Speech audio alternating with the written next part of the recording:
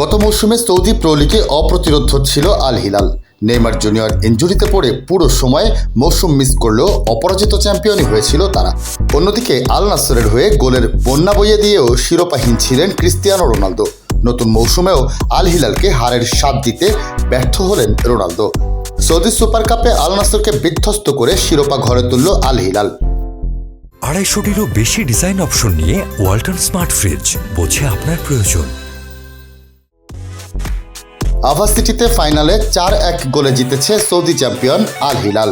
Super কাপে এটি তাদের রেকর্ড পঞ্চম শিরোপা, দুটির বেশি নেই আর কারো। রোনালদোর গোলে এগিয়ে থেকে বিরতিতে গিয়েছিল আল নাসর, তবে দ্বিতীয়ার্ধে ঘুরে দাঁড়িয়ে তাদের একরকম উড়িয়ে দিয়েছে আল হিলাল।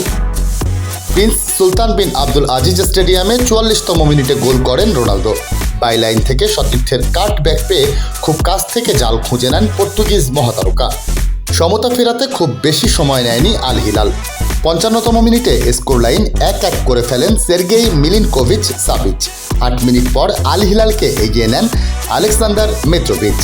69তম মিনিটে তার আরেক গোলে বাড়ে ব্যবধান। এরপর আল নাসরের জালে বল পাঠিয়ে আল হিলালের জয় একরকম নিশ্চিত করে ফেলেন ব্রাজিলিয়ান মিডফিল্ডার মালকম।